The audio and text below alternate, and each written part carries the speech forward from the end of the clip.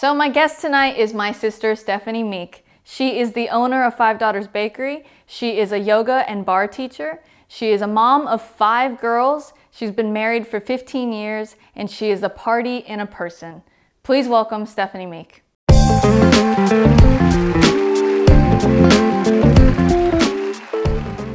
ready, sis? Doing it. Oh, that's our clap. That's our clap, because we have to clap to sing. Yes. Boom.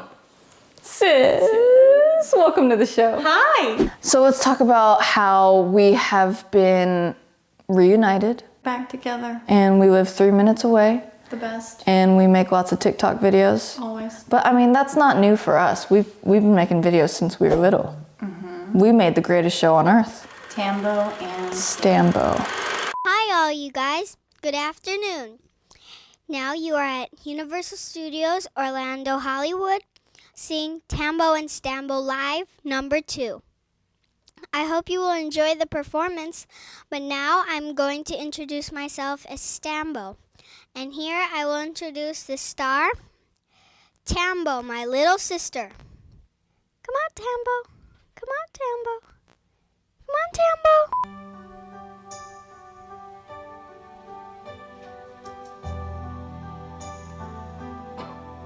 All right, rapid fire questions. Ready? yes. What is your name? Stephanie Loyola Meek. Where were you born? Chicago, Illinois. Favorite city? New York City. Favorite musician? Like Mariah Carey, I guess. From the 90s. Yeah. Favorite music video? Why did I think of Seal, Kiss from a Rose from a Grave? I mean, that's a good song. I don't remember the video. Not my favorite though. Baby, one more time. Yes. Baby, one more time. Baby, one more Remember, time. guys? Oh, forever. Forever. Cutest guy from the 90s. Zach Morris. Cutest guy from the 80s. Rob Lowe. Favorite dessert. Tiramisu 100 layer donut. Favorite TV show. Saved by the Bell. The Office. Okay, most embarrassing moment. In the 8th grade, I got into a fight with a girl whose name will be anonymous, and I peed my pants. Everybody my age pees their pants. It's the coolest. So I thought it would be fun to just, not only fun, but special, to really get to know your journey as a mom. Because I know that, you do all these things, and I mean, you're like multifaceted in the way that you are a business owner, you're a teacher, but most importantly, you're a wife and a mom to 5 amazing girls. So how about you tell me and the world what your journey was like when you first became a mom? It was shocking. That was over 13 years ago. That was, I guess, 14 years now. And I had just moved to Nashville to get married to Isaac in 2005. We've been married 15 years now. And the plan was to go back to New York City. Isaac was going to take his CPA, and I was going to go back into the auditioning world in August 2006. Because people don't know this, but you were in New York. I was. You were living in New York. You were going to college at Marymount, Manhattan, and you were a theater major. Yeah. And that was for how long? 3.5 years. 3.5 years of coming from the big city, the Big Apple, and then you moved to Smyrna, Tennessee. Yes. It was only supposed to be temporary. Gotcha. So it was only supposed to be temporary. I came home here to Isaac's home to get married. And then we were going to take a summer after we got married and then move back August 2006 for Isaac to test out and for me to continue on. Well, rewind, I was sitting on my toilet and crying after I had taken the pregnancy test, and Isaac was there too. And he was just so elated. He was so happy, but I was so shocked. I was not devastated, just confused. I had thought, okay, God, what did I do wrong? And then Isaac, he knelt down, he looked into my eyes and he said, babies are a blessing. They're a gift from God. And I always go back to that moment because I could just feel like God's drawing me back like an arrow, like just lining me up into my purpose, into my destiny. And that was just one step into that direction. And so her due date was August 2006. So destiny. God had a plan. And then that was 2006, but then things just started to happen, didn't they?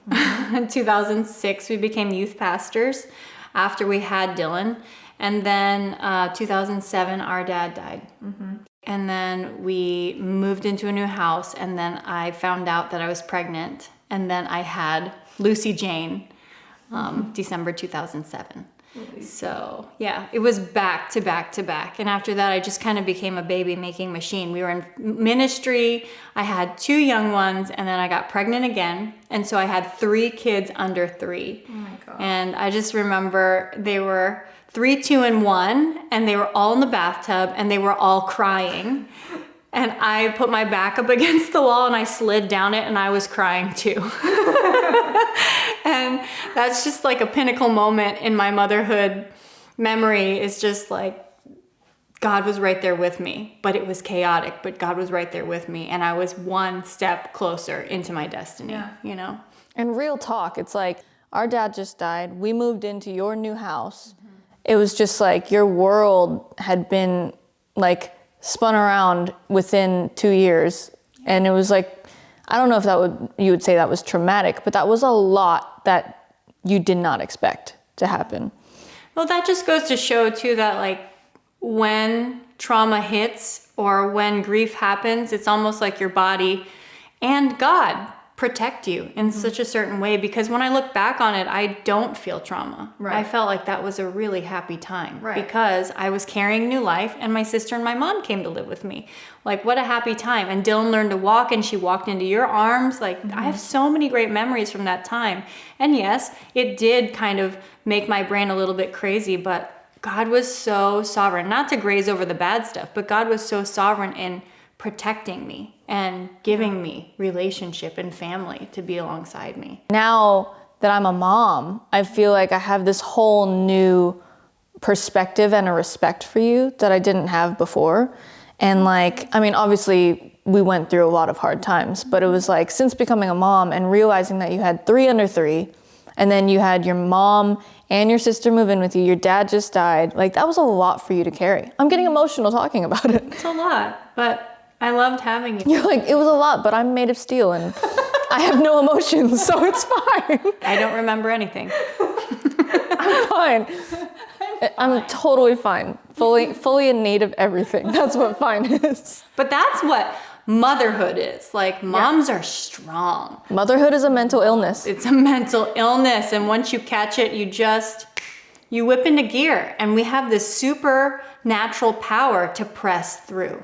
We just overcome. We stay up late at night. We overthink things for the whole family. And then we get up the next morning. We make like 800 peanut butter sandwiches. We sign all the papers. We make all the phone calls. We do everything. Right. You know, that's kind of what it was. It was training ground for all the things that I get to do now. But that was the training ground. So did you have to like learn how to cook or like, Oh man. talk to us about that. I learned how to bake bread. I learned how to make casseroles. I learned how to clean a house because I didn't really know how to clean, but I just figured out that that was actually a skill that I liked. And so like cleaning a bathroom became an addiction to me, and it actually became a communion with the Lord. Like me learning how to do these domestic skills was the way that God would tap into my heart so much. I would sweep and I would hear his voice, and like Galatians is the scripture that always comes to mind, is do not grow weary in doing good, for in due season you will reap a harvest. And that's all he speaks to me. Even now, he's like, do not give up, Stephanie, do not give up. And I'd be sweeping, I'd be scrubbing the toilet, I'd be making lunches, and he would just continue to encourage me and be like, everything you do is unto me, and I'm so delighted in you. And that was just the training time, you know? Even in the moments where I was in this new town and didn't have very many friends, like this is where I learned about the secret and the magic hour, like the 4 a.m. hour. My babies would wake up at 4 a.m. and then I would nurse them, put them back to sleep. And then I would have from like 4:30 to 7 a.m. to just be in my prayer closet. And I decorated that prayer closet. Yeah, you had the IKEA chair. I had a little IKEA chair in there. I had my scriptures. I had my journal, like with a little shelf. And then a dear friend of mine gave me a tallit that I used to wear. It's a prayer shawl. And I would just warm that closet. And it was like, I was so hungry for friendship. I was so hungry for his word. And that's where I got the meat. That's where I learned how to grow up. Now as an adult, I can see what the Lord was doing with you and what you really pressed into. And it was such an amazing thing to be able to witness, even though I didn't understand it at the time and I judged it a lot. I misunderstood you a lot, but like now on the other side of becoming a mom and being an adult, I actually recognized that those were private victories, that you were waking up at 4 a.m. and you weren't just bragging about it, because like back then as a kid, it's just like, oh, you're just bragging about how you spent time with God. Yeah. But like now as an adult, I'm like, oh my God, you needed it. I needed it. You were desperate. You have to survive to like take care of 3 under 3, And now I get that it was a real thing for you. So now you have five grown babies now. I mean, they're not grown, but they're big now. Nobody nursing, no diapers. What is the most exciting thing about this season of your life with grown kids? This season of my life is actually kind of intimidating, to be honest, because I'm really good at the baby stages. I can say that now, but I love the structure of it. I know what to expect from that. I know the changing times. I know the different stages. But this season of my life is tweens. This season of my life is going to be driver's license. This season of my life is going to be meeting boyfriends and, but they love to spend time with me. And the best part about that is that they're so much fun to spend time with. They're hilarious. They are so funny. They make me laugh and they're cool and they get it. But there's a balance of like not making them my best friends, but also just like getting to spend time with these growing girls. Yeah. So what would you say is like a challenge of this season then? Because they're so self-sufficient, not to back off, but to lean in closer. Mm-hmm. See, the tendency is now I could sleep in if I really wanted to. I don't have to clean up as much because they're amazing at that. I don't have to cook as much because they're amazing at that. But joining them, growing with them, doing life with them and learning with them, I have to continually remind myself, okay, if they're in the kitchen, like, why don't you join them and start some more small talk? Even though, because this season, it isn't so much physically exhausting as it is whenever you have toddlers and small babies. This season is more emotionally exhausting. Mm-hmm. So I have to parent at 100% battery in that arena. I have to wake up and I have to like allow God to love on me so that I have enough to give. What has been your exercise in taking care of yourself before taking care of anyone else? Well, everything's all out of sorts right now because of quarantine life. And in the beginning, we were really still focusing on the structure, and then we loosened up a lot, and then we loosened up a lot.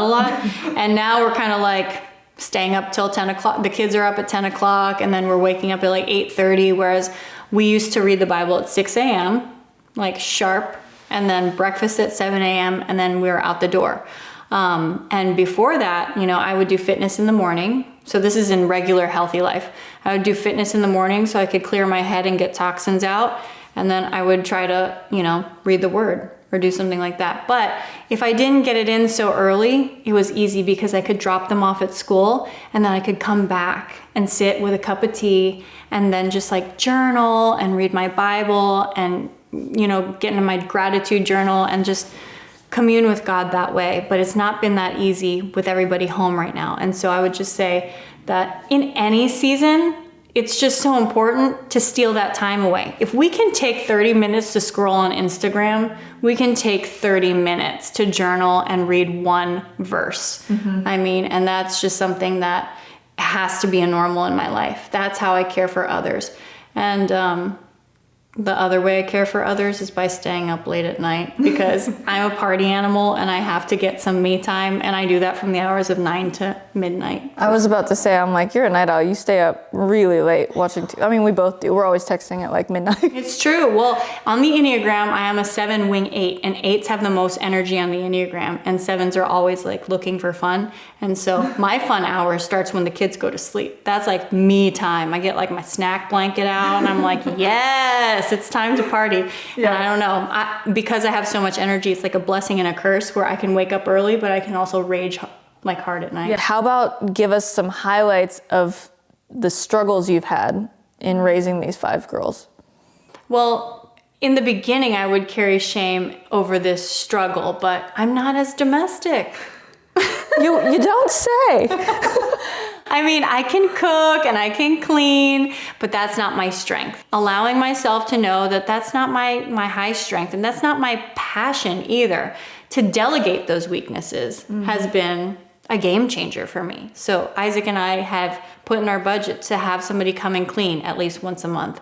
That's been a game changer. And for me to allow my husband to accelerate in his strengths as a cook. As a foot.